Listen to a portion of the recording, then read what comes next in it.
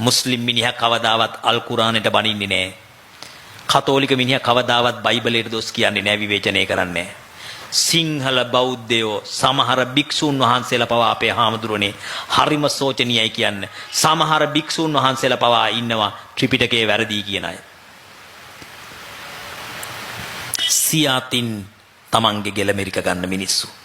පුදුම જાතියක්, අපරාධයක්.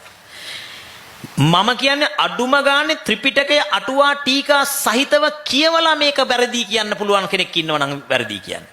සමහර ගොබිලෝ ඉන්නවා හරිද කාගේ හරි ලණුවක් කාලා මේවා කියනවා. ඇතුළට ගිහිල්ලා බලන්නේ. මම උදාහරණ කතාවක් කියන්නම්. ආගන්න. දවසක් කියනවා හරිද? ඒ සූත්‍රයක් අරගෙන පෙන්නනවා එක පිරිසක් කියනවා අපේ නායක හාමුදුරනේ ඒ සූත්‍රය අර මජ්ක්‍ධිම නිකායේ තියෙන සූත්‍රයක්. හරිද? ඒ සූත්‍රය අරගෙන කියනවා අපේ සිද්ධාර්ථ බෝසතාණන් වහන්සේ ගිහිගෙයින් අබිනිෂ්ක්‍මණය කළේ අම්මා තාත්තා අඬ අඬ ඉඳිද්දිලු.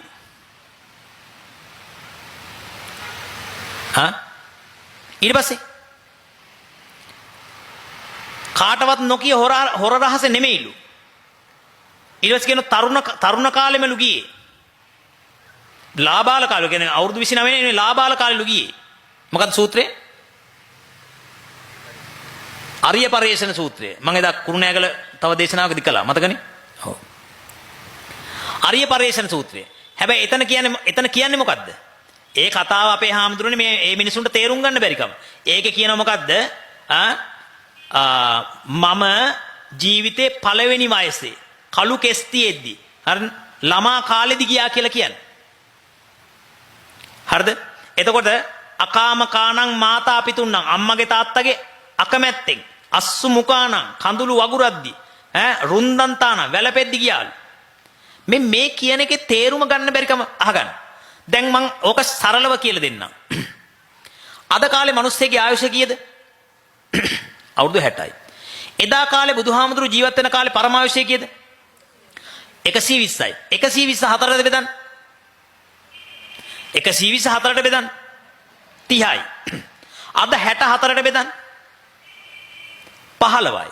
ඒ කියන්නේ අද 15ක කොල්ලෙක් අද 15 කොල්ලෙක්ගේ වයස සමානයි එදා 30ක කොල්ලෙක්ගේ වයස. එදා සිද්ධාර්ථ බෝසතාණන් වහන්සේගේ 30 නෙවෙයි 29.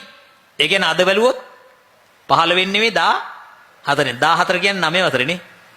9 වසරේ කොල්ලෙක් වගේ. හරි. එතකොට ඒ ත්‍රිපිටකයේ තියෙන කතාව වැරදිද? නෑ, ත්‍රිපිටකයේ තියෙන කතාව ඇත්ත. අපේ අය මේවේ අට කතාව බලන්නේ නැතුව Tamanට හිතුමතේ වචන කියනවා. හරිද? ජීවිතේ පළමු වයසේ තමයි ගිහිල්ලා තියෙන්නේ. ඒක සමහර අය කියන මොකද්ද? අද වයසේ හැටියට බලලා අවුරුදු 29 කියන්නේ පළමු වයස නෙමෙයි දහරෝව සමානෝ ලදරුවෙක්ව ඉන්න කාලේ නෙමෙයි කියලා ඔන්න විවිධ තර්ක ගේනවා. ඒ නිසා ඒ පුස්තර්ක ත්‍රිපිටකයේ වැරදි කියන ගේන එක එක ගුඬු ඒවා පිළිගන්නට එපා.